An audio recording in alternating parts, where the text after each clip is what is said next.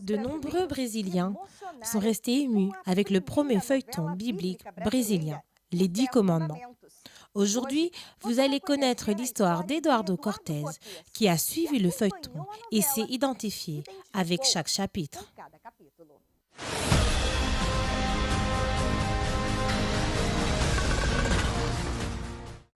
Je suis un ex-féticheur et j'ai commencé à suivre le feuilleton avec mon épouse.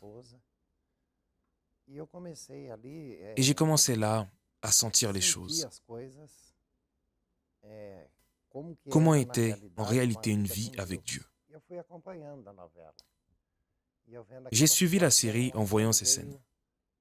J'ai vu les plaies de l'Égypte. Et lorsque Pharaon a appelé les 2 magiciens, qui en réalité ne sont rien d'autre que les féticheurs de l'époque, pour défendre son règne contre les plaies de Dieu, il faisait des offrandes et je me suis rendu compte que cela n'apportait aucun résultat. Et c'est à ce moment-là que j'ai commencé à voir ma situation. Tout ce que je faisais ne marchait pas.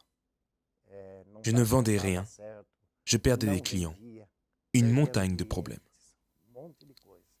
Vous étiez perdu. Oui, j'étais complètement perdu, parce que nous passons à créer une illusion. L'entité dit que cela va améliorer de ci, de là. Cela s'améliorait un peu, mais il n'y avait aucun changement. Je crois que personne ne veut une amélioration, mais veut un changement.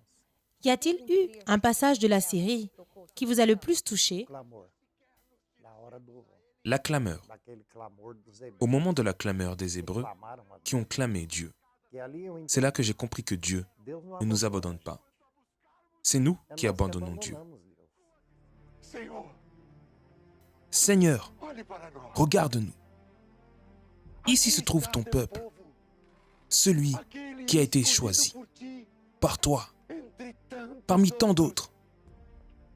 Nous nous sommes éloignés et nous nous sommes perdus de tes voies. Je suis resté même très ému par cette série. J'ai même pleuré.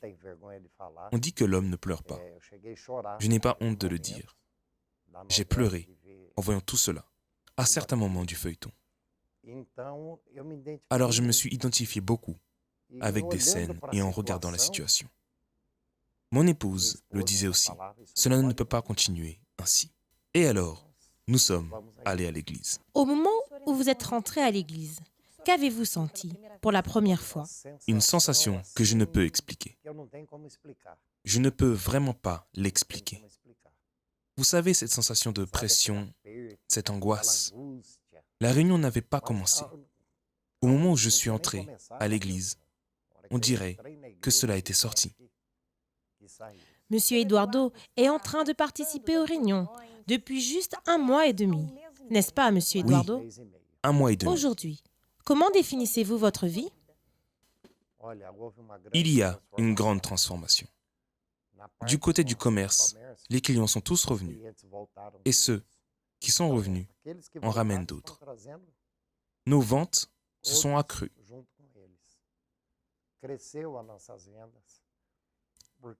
J'avais beaucoup l'habitude de parler de crise avec mon épouse. Mais ce n'était pas cela. C'était en réalité une force du mal qui agissait dans notre esprit.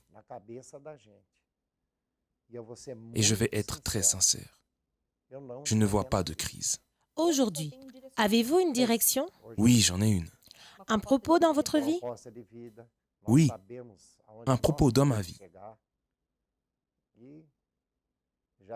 Nous savons là où nous voulons arriver. Nous avons déjà une vue.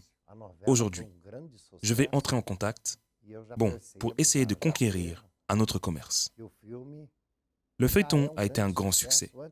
Et je peux déjà réaliser, voir que le film sera un grand succès avant même sa sortie.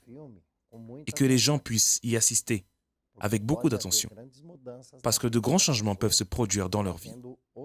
En ayant l'entendement et en faisant très attention au contenu du film.